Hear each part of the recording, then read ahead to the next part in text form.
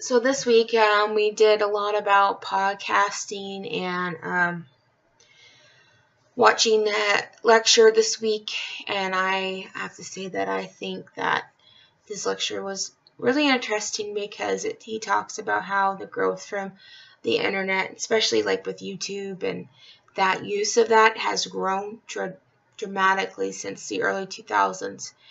He stated that a lot of people, they use this because they are able to express themselves freely and openly and in the comfort of their home. But at the same time, millions of people are watching them.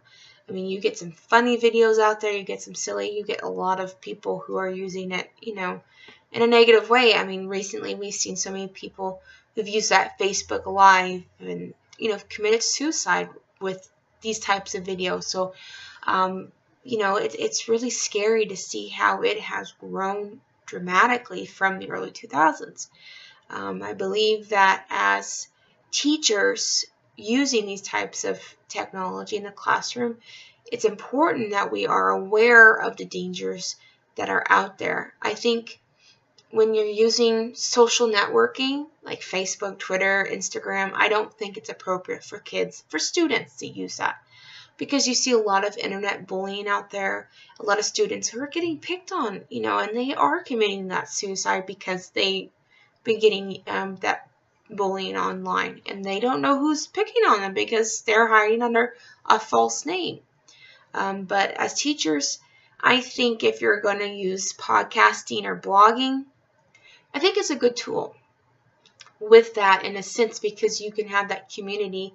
Reach out to other teachers and get some ideas on how to teach your class. Maybe because you're in a stump and trying to think of something creative to teach these kids. So reaching out by that, getting into a blog is a useful tool. Excuse me, I'm tired. With the podcast I listened to, it's more about the education, and it says it was the education. What was it? America's education problem, really just a teacher problem. It wasn't about the technology and how we use that, but I did reach out because I was curious to see kind of, what information is out there about education, and it just stated a lot of important facts, how, we take the lower part of students who do not have high GPAs and literally thrust them out there as teachers.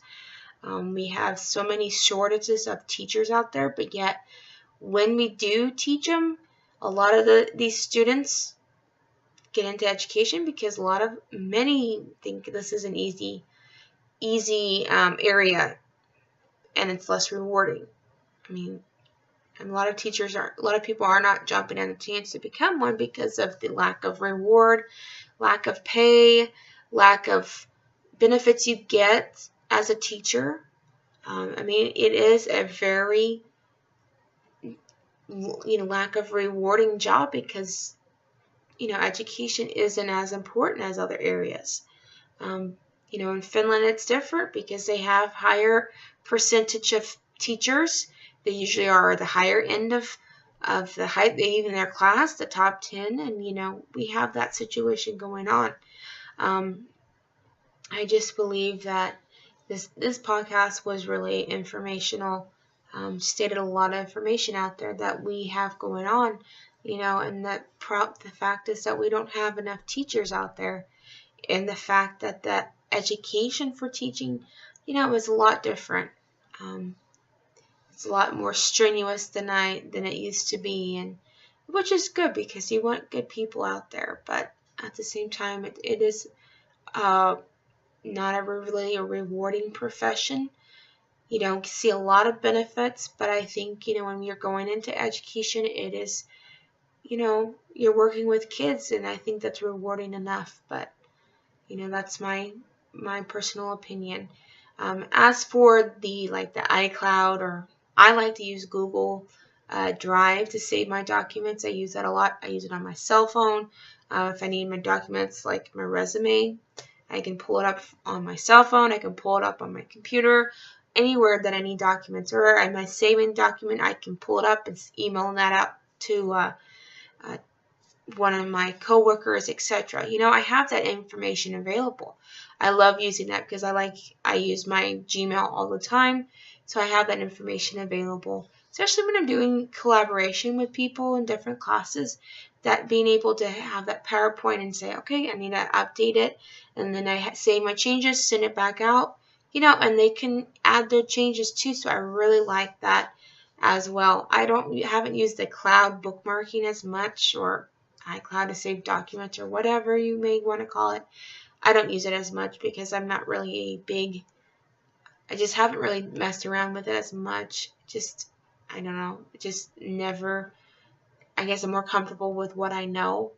But in the end, I just believe that, with the education, it's growing with the use of technology. You see so many advances through that with whiteboards, PowerPoints that you can actually interact with the system.